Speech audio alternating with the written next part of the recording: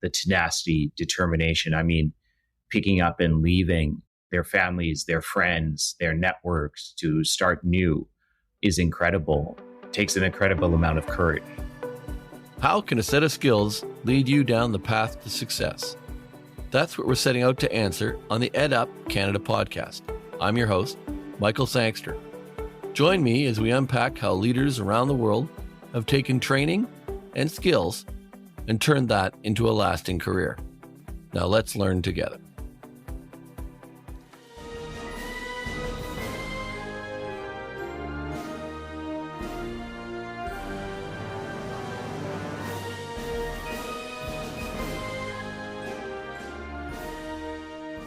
Welcome back to another episode of EdUp Canada. As you know me by now, I'm always excited to be talking to people and being in conversations, and today is no exception to that.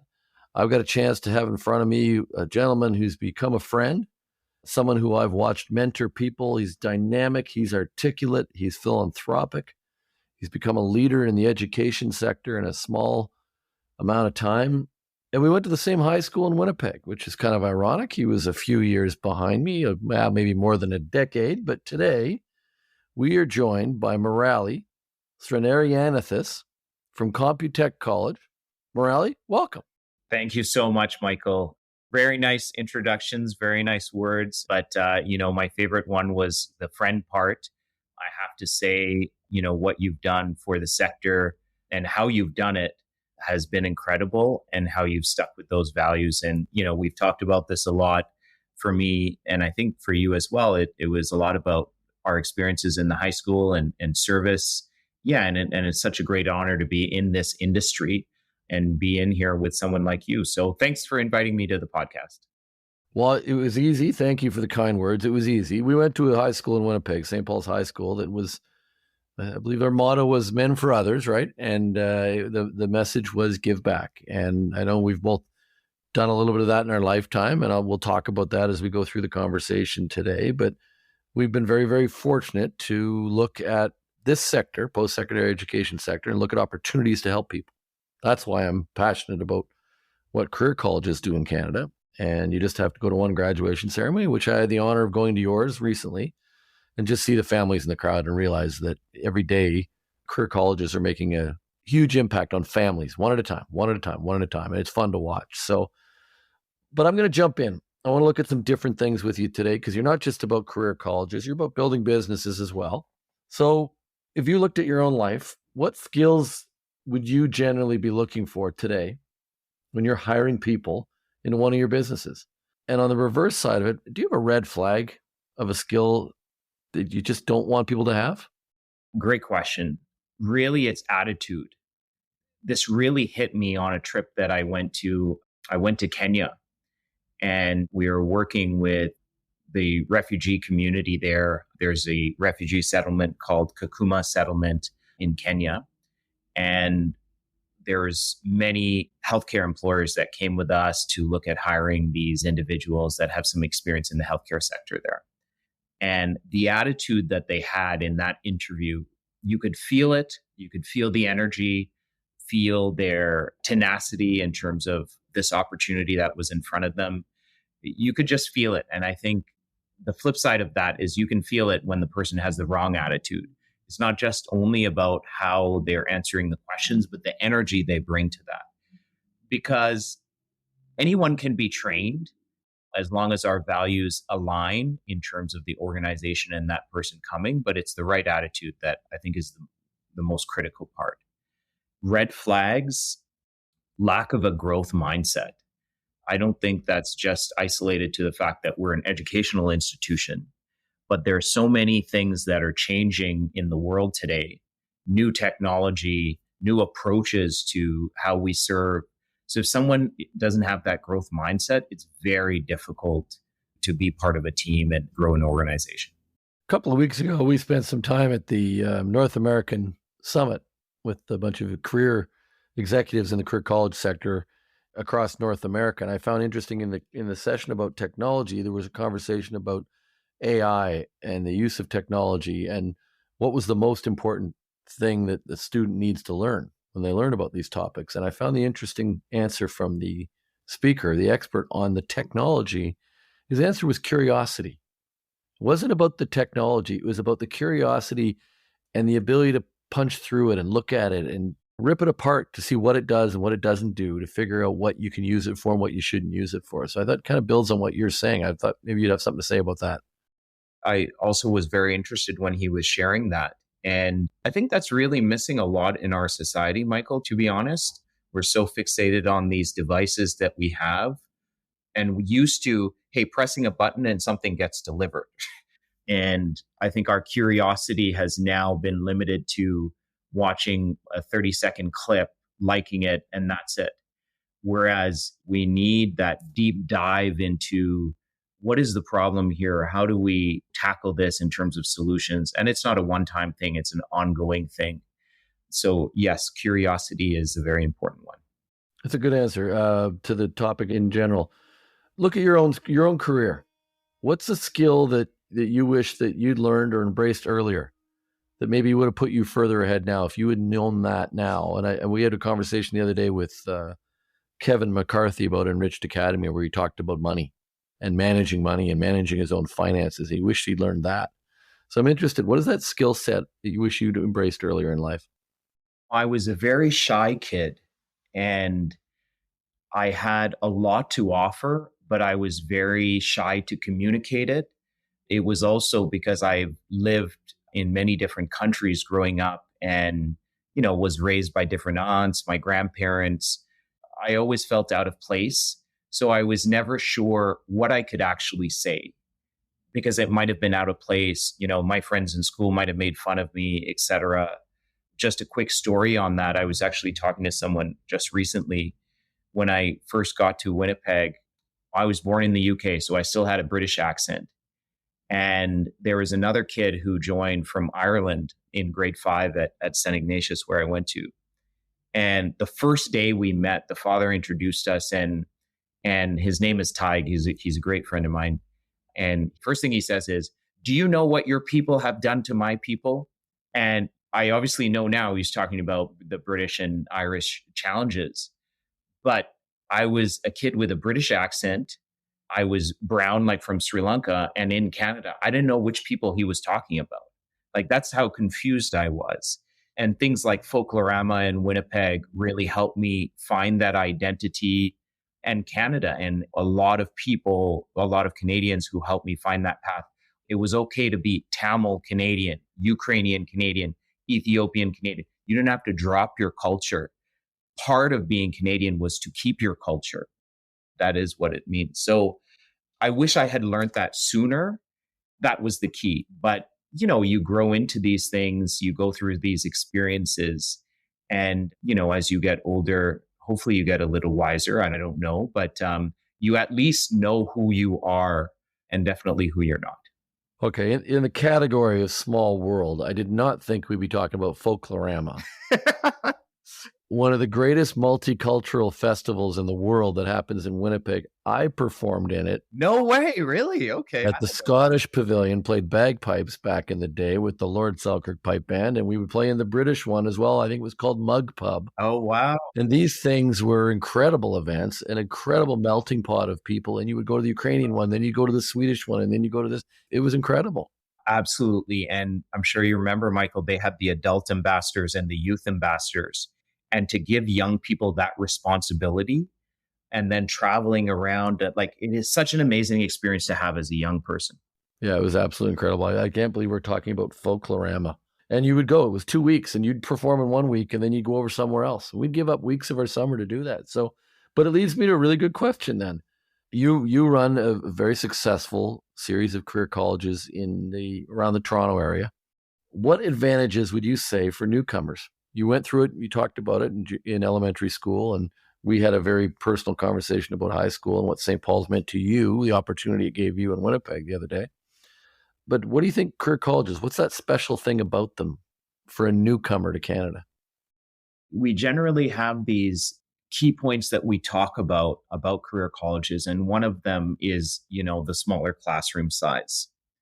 And, it's kind of a fact that we check, especially when we're talking about it. But I don't think you really understand the impact of that, especially as a newcomer, until you experience it. And anyone who's gone to university or that kind of college large environment, it's exciting and it can be fun, but it's also scary for anyone. But especially for a newcomer that is trying to figure their way around this new environment, meaning some people have never seen snow before, meaning like, how do I use transportation in the TTC? There's all these little things that are very difficult to address when there's a whole slew of people in a room. So I think that intimacy in the classroom is really precious, and not just with the student and teacher relationship, but with the students themselves. And that type of environment, I think, really helps nurture the newcomer in this new environment, gives them some confidence. You know, they share their horror stories as well. Can you believe I have to shovel this stuff? And in that, you know, they build bonds. So I think that is the biggest one, Michael. And I use the word newcomer on purpose because you're focused on more of a newcomer market than an international student. That's correct. People who've already come to Canada, you're helping them find a path, find a way to succeed. That's correct. So 35 to 45 is our age range at Computech College.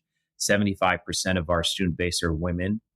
And we very strategically, intentionally take the approach of this holistic approach for the student, understanding that some of them have never seen snow, et cetera. We've done with Enriched Academy some financial literacy workshops to really help understand and open the doors for newcomers on what are the possibilities here, in addition to their diploma program that they're taking as well. The other one, Michael, which I think I don't see enough of, is the civic engagement. Ahead of provincial elections, federal elections, we do these government awareness kind of workshops, get out to vote. What does it mean for you? Being sensitive to the fact that some of our newcomers are coming from war-torn environments where political engagement was a life or death. Just going out to vote was a life or death situation.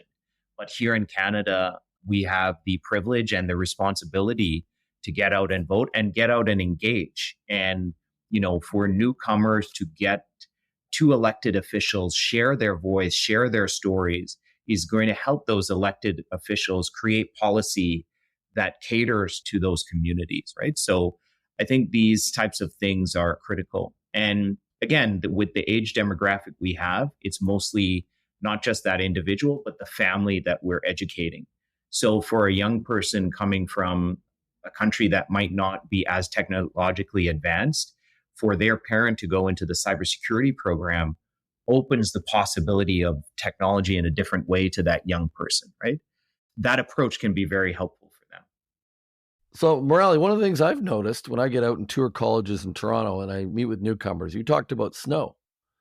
I always like to point out to them that in their time in Canada, they have something in common with most people in Toronto, and that's that they've never actually seen the Leafs win the Stanley Cup. Which I think anytime there's a chance to take a shot at Leafs fans and people from Toronto, I do like to take it. I was like, where is he going with that? I wasn't expecting that. I think they have something in common with the Leaf fans, which is never a bad thing. I did want to jump in here on because we talked about it here, and I'm looking at your businesses, your college. You've trained thousands of newcomers and immigrants. You've done some incredible work in healthcare in the last couple of years, done some fantastic stuff in your communities to help in long-term care. So I'm interested that if you have a view on what some of the skills that you've learned from those newcomers that others can learn from to be successful. We're trying on this podcast to share some life experiences, and we usually lean to the leaders. But sometimes it's from the people around us we learn the greatest lessons. Yes, absolutely. You know, a lot of these newcomers, the journey that they have to go through to come to Canada is absolutely incredible. The tenacity, determination. I mean, picking up and leaving their families, their friends, their networks to start new is incredible. It takes an incredible amount of courage. So I think that first and foremost is something to appreciate, and you know, it's inspiring. And especially on the healthcare side, if I look at places like India, For anyone who has been to India, they'd understand this, but it is absolute chaos there because of the population, everyone zipping around doing things. But in that chaos, there's order. In that chaos, the healthcare institutions there are able to manage this high volume. So I think we have a lot to learn there in terms of, on the healthcare administration side, how are they managing that? What are some of the techniques that they use? And that's not a white paper that you can read. That is an experience someone brings to the environment. But the other thing I would say, Michael, and maybe you're going into this a little bit later, is we have a big focus in Canada on educating the newcomers, upskilling, et cetera. But what we found at Computech and in my other business is it's not just about those newcomers, it's about the companies. Educating the companies that are hiring these individuals is just as important, and I think in some cases more critical, because they do not have the cultural awareness to create the environment that is nurturing for these individuals coming. And I'll give you just a statistical example from Computech. I mentioned 75% of our student base are women. In our cybersecurity program, 50% of our students are women that are graduating from the program. And the challenge for them is not the abilities of those women, but the environments that current cybersecurity firms have, or the lack of environment for hiring those women. So I think there's a lot of education that needs to take place on the corporation sides in Canada. That's an interesting perspective. I hadn't thought of that. I'm going to pivot here and go a different direction now. Sure. I know we've both been very fortunate, and you give back, your family gives back through a family foundation. I'm interested just a little bit of, what do you think the philanthropy opportunities are that would let someone develop skills? I have some views on this because I always encourage people. If you're looking for something to do to develop skills, get involved with a charity. Take something on and go do it. Make a difference. So I was intrigued because you're very active in this area. That's a great insight, Michael, and I'll be curious to hear your thoughts on this. I was just talking to someone about when I worked with Professor Yunus, and Professor Yunus won the Nobel Prize for microfinance. He's from Bangladesh. He also created this concept called social business. And I had two social businesses and, had the privilege of getting his guidance on how to set these up. And they weren't successful, not because of the concept, but mainly because of me and my partners. And business and entrepreneurship is a series of successes and mostly failures.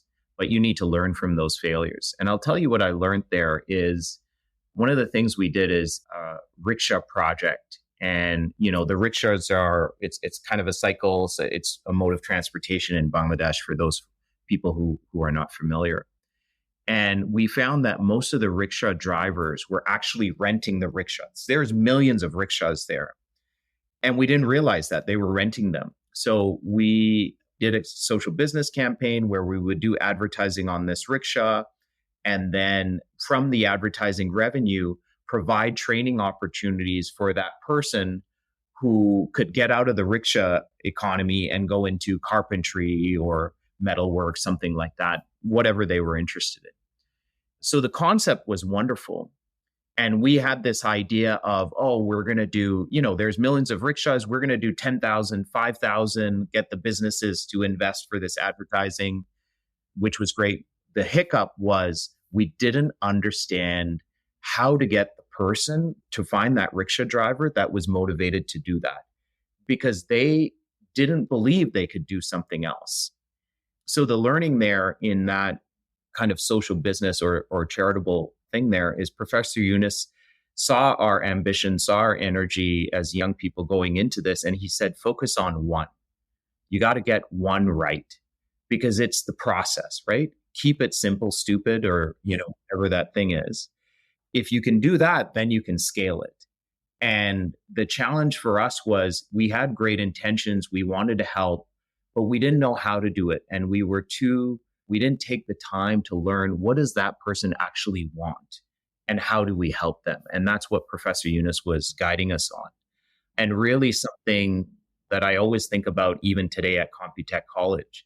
I have all these ideas of what I think would be great for the college, but what do the students want? What do they need? And how are we serving them in terms of their needs, right? To get them to the place where they'd like to get to. It's always a good way to look at it. What does the customer need? What does the student need? And I know the focus is there on the students. So let's stick in the business day. Let's think about the education system again here. And what are you seeing for big needs, big opportunities, skills-wise? How can career colleges help to meet those needs and opportunities? What are you seeing as that big skill that students need right now?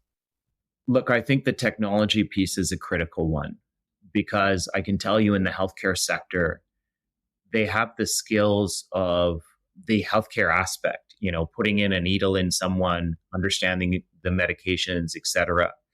But the equipment that you have in, first of all, one hospital to another hospital is different. But from one country to another country in terms of the equipment and systems are different. And people are constantly trying to improve that. So the technology piece, I think, is critical because it helps them become more prepared, job ready, essentially. And that only happens, Michael, if the employer is engaged in that process. So if we look at education, and in my view, the future of education, and we've been in a lot of conferences where they're talking about this, like it's the assessment that's critical. A lot of the content is out there now in terms of YouTube, et cetera. But one, you need a very strong teacher, a teacher that actually teaches. That person is critical. I think there's educational institutions trying to cut that person out through automation, AI. No, you need that teacher that has that personal relationship with that student that knows how to guide them. The second thing is on the assessment component. And an accountant that's going to work in the Toronto Raptors is different from an accountant that's going to work in the library. And yes, there's a role for educational institutions to play there, but someone from the Toronto Raptors needs to participate in that assessment process. Someone from the library needs to participate in that assessment process. And that's ever more critical in the healthcare sector. So going back to your question, I think it's the technology piece, and it goes back to growth mindset too. Well, and it's funny you say that on the technology because we're spending a lot of time on skills assessment over examinations. And how do we test someone like a personal support worker or healthcare aide in this country? Can they do the job? Yeah. Now, I know in our programs, there's 400 hours of practical work they spend next to someone who does the job. So we have a good judge of it, but we're looking at exam systems that might test the practical side more than the academic side of some of the work that needs to get done. And we'll change. So I want to wrap up with a question here that I think is important because you're a mentor to someone and you might not even know that you are. You've had mentors. We've all had mentors. We've all had influences on people, good and bad. And I'm interested in your current role. Who's that educator or mentor who's had the largest impact on your own career, or maybe it's on your own individuality of who you are? And I think you may have touched on it earlier. I'd like to hear more about that. From a business side, it's definitely my father. I think earlier you mentioned the money part, money management, et cetera. My father's a terrible money manager, but I think that's his strength and that's his disadvantage. I think my mom would say it's his disadvantage. But the point is, he always focused on the service. It's a business. He likes to make money, but he doesn't care about it. He's like, how do I address this problem? How do I serve? And Professor Yunus had the same thing. I think I always gravitate to people who are focused on service. And I think I'm like you, Michael. I don't really label it mentor. And I recognize I might be a mentor for people and I don't even know it. But I gravitate towards people who align with service. And people serve in different ways. So Professor Yunus served in a different way than my father did. I think you're very much a person who aligns with service. So I very much want to be around people like that, learn from people like that. I crave that energy. I like that answer. I align to people. I think you're right on the service side of the world, but I like to align myself with people who challenge me. Yeah.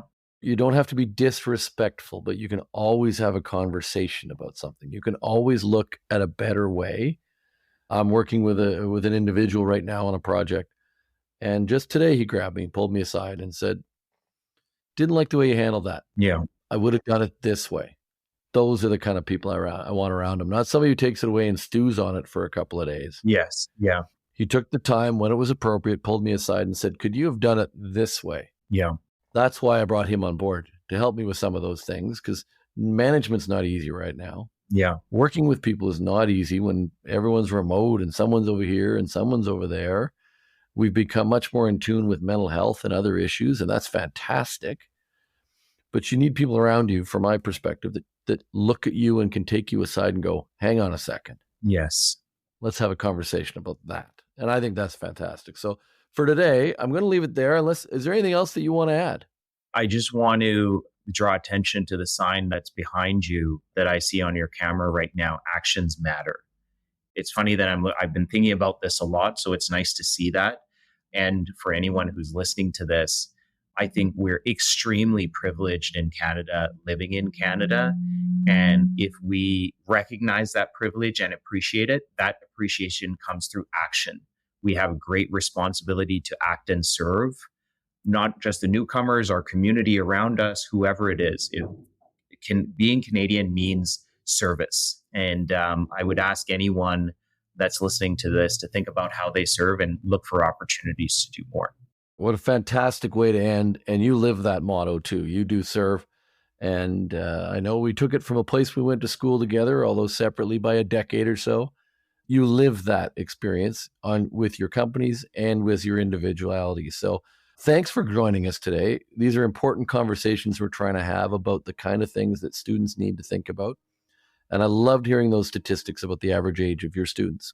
Thank you. Because that is fairly common in our sector, that we're dealing with older students, people taking a second chance or taking the first chance on themselves. Yes. And it's nice to hear you talk about that. So with that, thank you for coming, Muraly. Great conversation. Look forward to seeing you again in person.